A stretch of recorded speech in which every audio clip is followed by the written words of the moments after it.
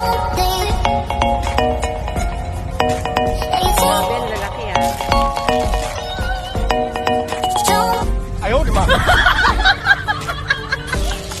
Ang sabi sa akin ng sigurado ako may Pilipina daw mga kabradon, kaya tara na at bumaba na tayo. San Ferdinand Church.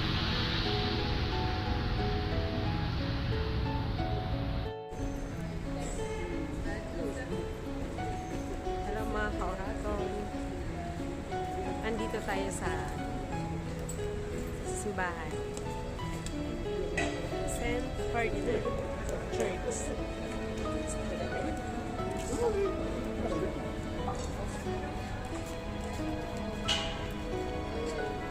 Magsimba muna tayo bago ulit gumala. Tapos pupunta tayo doon sa pinakadulo. Titignan natin kung ano sa pinakadulo. At parang maganda rin doon.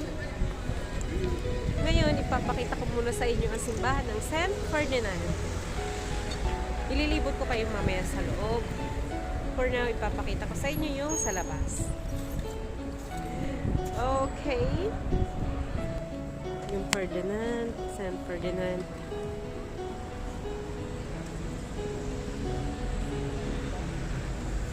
Ayan siya mga kauragon.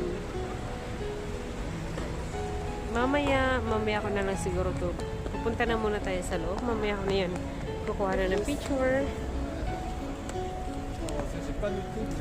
For now, let's go inside. Pero, before that mga kauragon, I need to pray first. So beautiful mga kauragon. As in, so beautiful. Oh my God. So beautiful. Napakaganda.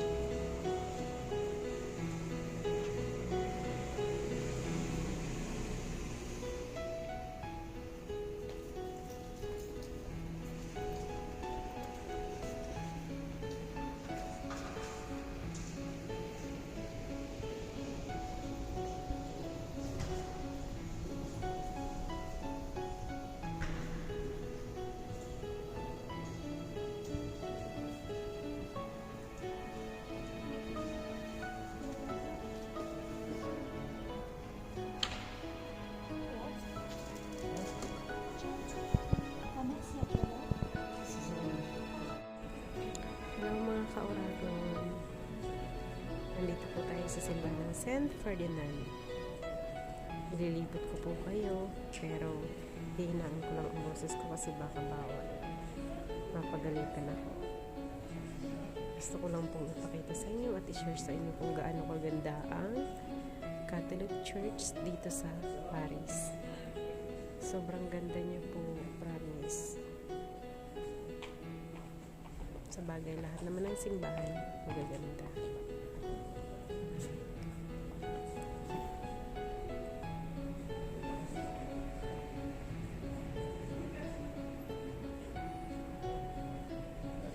Let's go this side first. Hindi kasi ako pwede. Papakita ko naman sa inyo.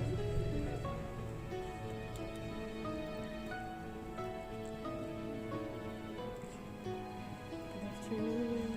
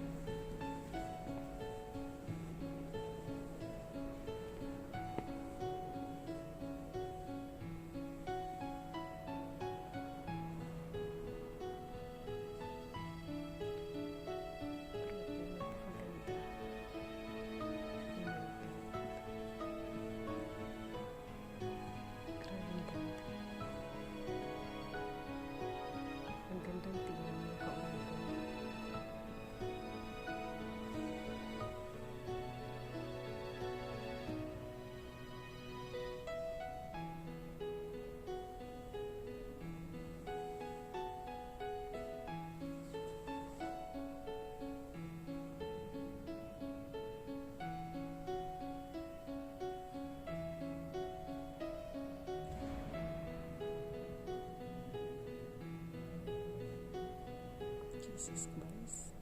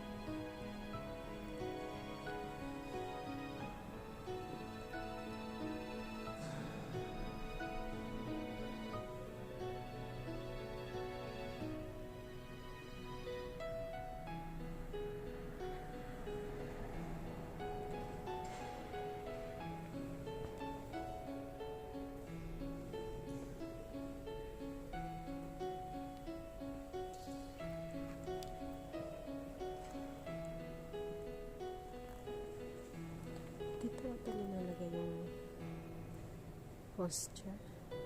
Ay hindi. Tubig siguro. Sa totoo lang, hindi ko talaga alam kung ano ito.